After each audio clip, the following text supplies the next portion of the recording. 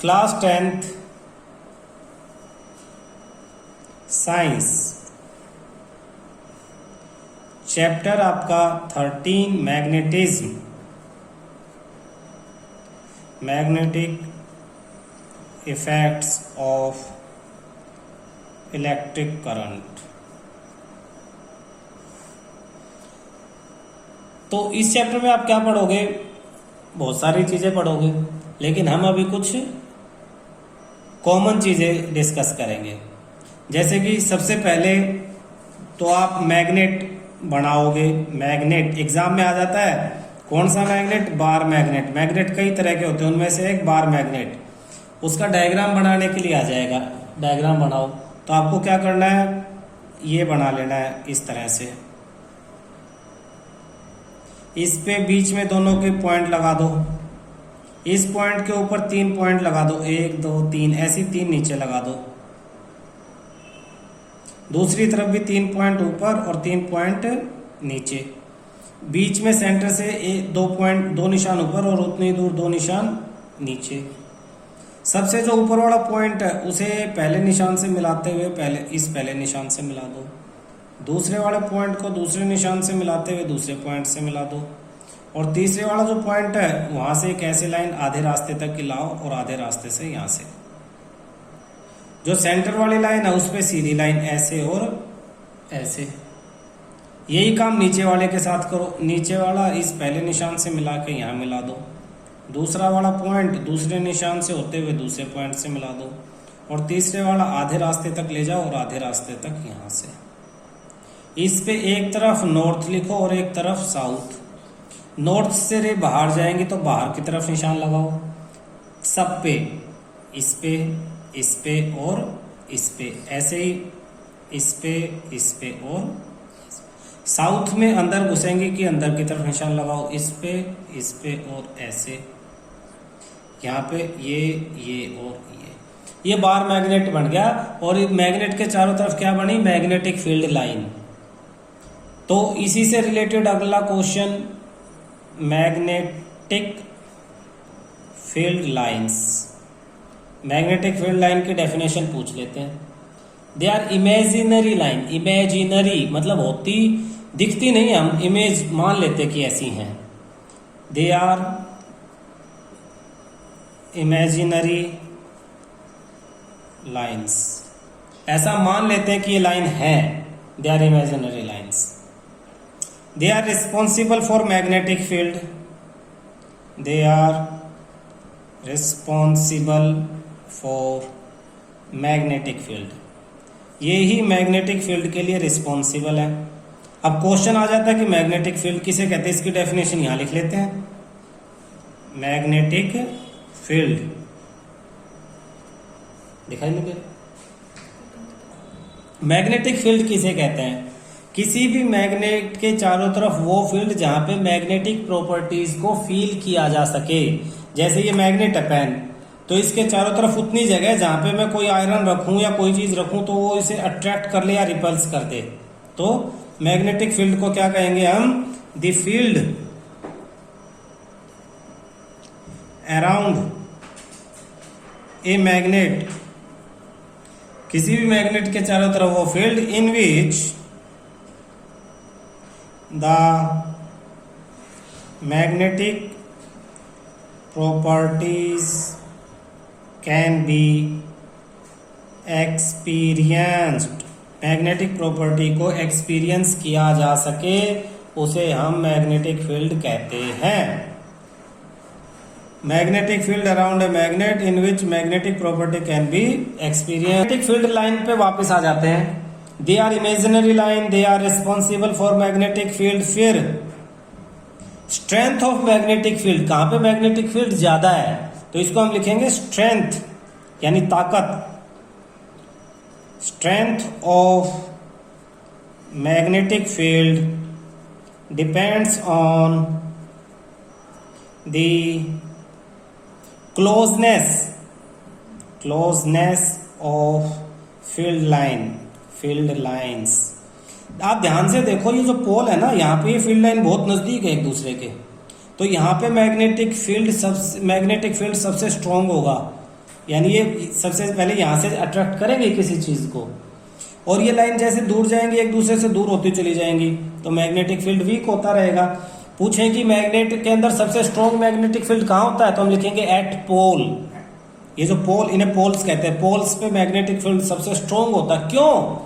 क्योंकि वहां पे फील्ड लाइन सबसे ज्यादा क्लोज होती है एक दूसरे के।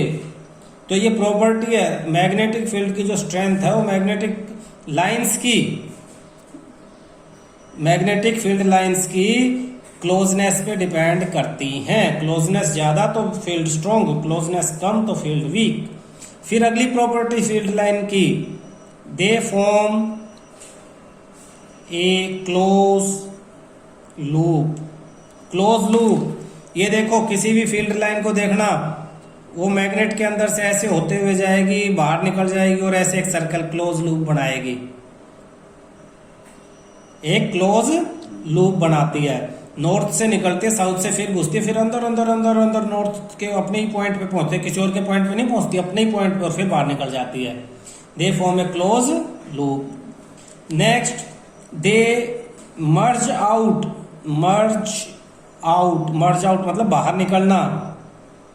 दे merge out from, emerge out, emerge out from north pole and merge into south pole. North से निकलती हैं और साउथ में आके मर्ज अंदर घुस जाती हैं। Inside the magnet, next, inside the magnetic, inside the magnet, the direction of field lines are from south to north। आप डायग्राम देख के समझ सकते हो, बाहर तो डायरेक्शन नॉर्थ से साउथ है, लेकिन अंदर साउथ से नॉर्थ है। ये याद रह जाएंगे कुछ बातें। फिर दूसरा मैंने अभी बताया, कोई दो फील्ड लाइन कभी एक दूसरे को क्रॉस नहीं करती। They never cross each other, they never intersect each other, ये कभी भी एक दूसरे को इंटरसेक्ट नहीं करेंगी। तो ये इनकी प्रॉपर्टीज है किसकी, मैग्नेटिक फील्ड लाइंस की। मैग्नेटिक फील्ड एक वेक्टर क्वांटिटी है, it is a vector, it have magnitude, magnitude मतलब इस पता है कि कितना मैग्नेटिक फील्ड है, 10 है, 20 है, 40 है, एंड ऑल्सो डायरेक्शन। तो जिसमें मैग्नीट्यूड और डायरेक्शन दोनों होते हैं उसी को तो वेक्टर कहते हैं। तो एक मार्क्स में पूछ लेंगे, magnetic field is a vector quantity, magnitude as well as direction. इसकी अपनी वैल्यू भी और इनकी डायरेक्शन भी होती है, पर्टिकुलर किस डायरेक्शन से किस में ये है। तो ये मैग्नेटिक फील्ड लाइन था, ये मैग्नेट था, ये बार मैग्नेट था। एक टॉपिक है आपका सोलेनॉइड, या फिर हम इलेक्ट्रिक करंट पे आ जाएं। एक वायर है, ये एक वायर है, वायर, ये करंट की डायरेक्शन है, तो इसके चारों तरफ मैग्नेटिक फील्ड होगा, ये तो हम पढ़ ही चुके। मैग्नेटिक फील्ड की direction, to find out the direction of magnetic field around a current carrying conductor, we use right hand thumb rule, right hand thumb rule। अभी राइट हैंड थंब रूल क्या है, इमेजिन दैट, मान लो कि आपने इसे अपने right hand में कुछ इस तरह से पकड़ लिया। Imagine that you are holding a current carrying conductor। Imagine that you are holding a current carrying conductor in your right hand, सीधा हाथ, राइट हैंड। ऐसे जैसे करंट कैरिंग कंडक्टर है, पेन के टिप है तो इस तरफ करंट जा रहा है, तो मैं इसे ऐसे पकड़ लूं कि मेरा थंब उसी डायरेक्शन में हो। Imagine that you are holding a current carrying conductor in right hand such that your thumb is in the direction of electric current, आपका थंब इलेक्ट्रिक करंट के डायरेक्शन में हो, then curvature of your finger represent the direction of magnetic field around the conductor. तब ये जो finger की curve है, finger जो ऐसे आ रही है, फिंगर की कर्व मैग्नेटिक फील्ड के चारों तरफ, आप जो ये वायर है इसके चारों तरफ मैग्नेटिक फील्ड की जो लाइन है उनकी डायरेक्शन दिखाएंगी। तो direction of electric current, then curvature of finger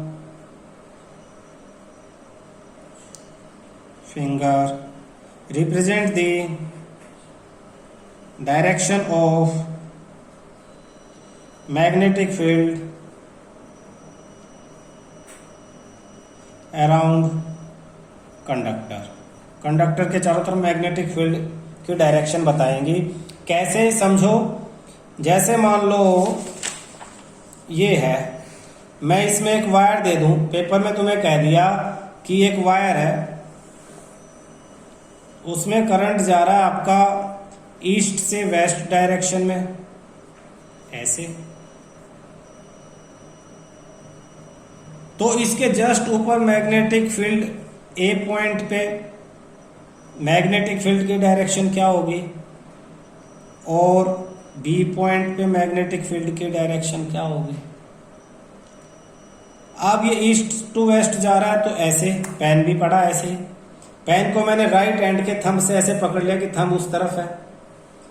अब फिंगर मेरी देखो, फिंगर अगर मेरी फिंगर मुड़ जाए, इन्हें आप एक्सपीरियंस करो, सोचो ये मुड़ गई हैं, ये देखो ये फिंगर मेरी मुड़ गई, ऐसे मुड़ गई ना, तो पेन के ऊपर की तरफ ये फिंगर कहाँ जा रही है, पेपर के अंदर की तरफ जा रही है, और दूसरी तरफ से घूम के आएंगी तो पेन के नीचे वाले पॉइंट पे आएंगी, पेपर से बाहर।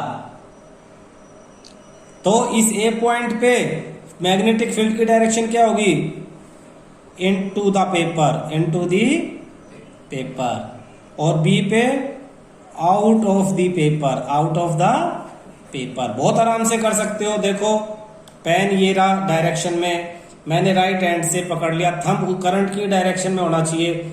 फिंगर को अच्छी तरह समझो, इस पेन के ऊपर वाला पॉइंट ये वाला, यहां फिंगर नीचे की तरफ जा रही है तो नीचे की तरफ को बोलते हैं इनटू दी पेपर, और दूसरी तरफ ये जब घूमेंगी तो पेन के दूसरी तरफ आएंगी तो बाहर ऊपर की तरफ आएंगी, तो उसे बोलेंगे out of the paper. Perpendicularly शब्द यूज कर सकते हैं, into the paper, perpendicularly 90 degree, कुलरली, out of the paper, perpendicularly. तो इस तरह से आप डायरेक्शन बता सकते हो, जस्ट अबाउ, जस्ट बिलो। एक क्वेश्चन पूछ लेते हैं, सर्कल है, सर्कुलर लूप, उसमें करंट वो कहेगा क्लॉकवाइज जा रहा है, क्लॉकवाइज, क्लॉकवाइज। अब सर्कल के किसी भी पॉइंट को पकड़ लो, क्लॉकवाइज तुम्हें नहीं पता क्या है क्लॉकवाइज, तो सर्कल के किसी पॉइंट को पकड़ लो। सोचो कि अगर सुई यहां होती, ये घड़ी होती, और सुई यहां होती, तो टाइम आगे बढ़ता तो ये सुई किस तरफ जाती, नीचे की तरफ आती है ऊपर की तरफ, ऊपर की तरफ, यानी ये इधर जाती, तो ये डायरेक्शन है क्लॉकवाइज। कहीं भी यहां होती तो इधर आती, तो ये डायरेक्शन है क्लॉकवाइज, ये डायरेक्शन है क्लॉकवाइज, तो ये क्लॉकवाइज डायरेक्शन है, तो इस डायरेक्शन को कहते हैं क्लॉकवाइज। और इसके अपोजिट बना दो, सुई उधर जाती लेकिन अपोजिट डायरेक्शन बना रहे हम ये, तो इस डायरेक्शन को बोलते हैं एंटी क्लॉकवाइज, एंटी क्लॉकवाइज। तो क्लॉकवाइज और एंटी क्लॉकवाइज, हाँ बेटा, तो क्लॉकवाइज और एंटी क्लॉकवाइज समझना, क्योंकि क्वेश्चन है ना इन्हीं की फॉर्मेट में आएंगे। तो क्वेश्चन कहेगा कि करंट क्लॉकवाइज जा रहा है, सेंटर पे मैग्नेटिक फील्ड क्या होगी।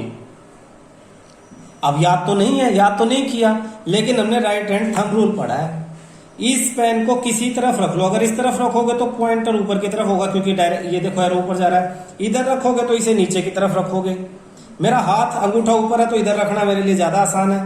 मैं इधर पेन रख लूंगा, पेन रख के मैं अंगूठे को पेन के डायरेक्शन की तरफ पकड़ूंगा, ये पकड़ लिया, ऐसे पेपर को घुमा लो, बेशक ऐसे घुमा लो, क्या फर्क पड़ता है, किसी तरफ घुमा लो।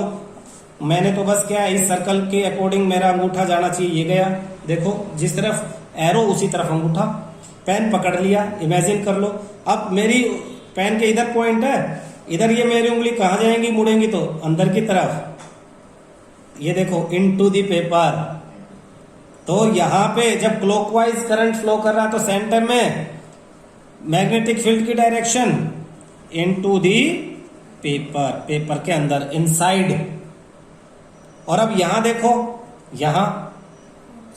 यहां मैं पेन को यहां पकड़ूं इस पॉइंट पे, ये पॉइंट यहां है, तो मेरी फिंगर ऐसे घूम के इस पॉइंट, इस तरफ है ना पॉइंट, इस तरफ, तो ये फिंगर इस साइड बाहर की तरफ आ रही है, तो आउटसाइड। मान लो यहां से समझ में ना आए तो मैं यहां से पकड़ लूं, फिर देखो आउटसाइड, कहीं से पकड़ू, यहां से पकड़ू, यहां से भी आउटसाइड, ऐसे पकड़ू, थंब ऐसे होना चाहिए बस डायरेक्शन से थंब, तो आउटसाइड।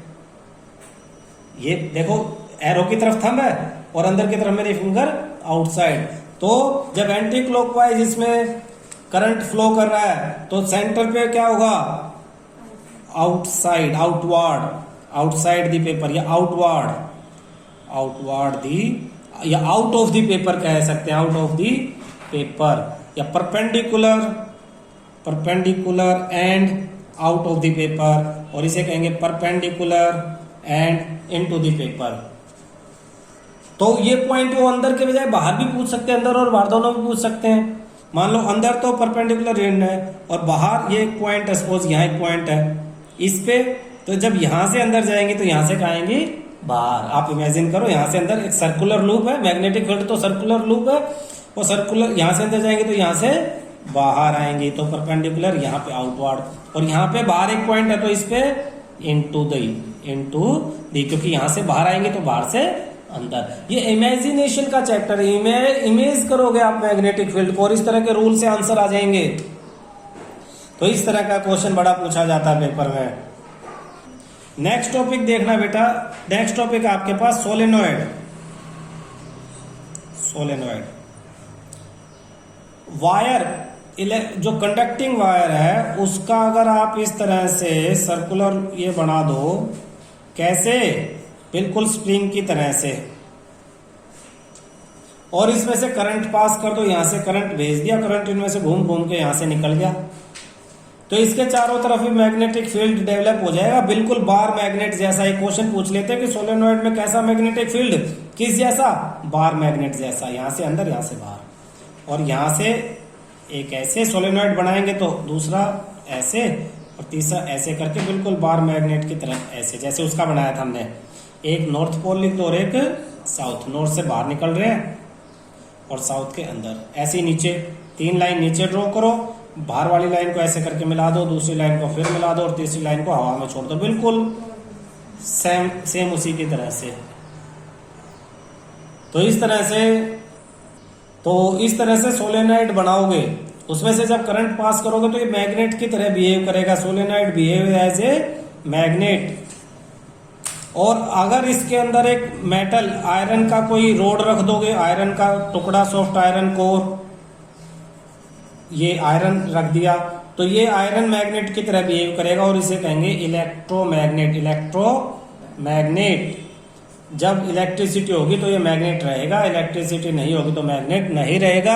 बुक में 2 डायग्राम है, 13.10 और 13.11, दोनों बहुत इंपॉर्टेंट हैं। डेफिनेशन दोनों की सोलेनॉइड की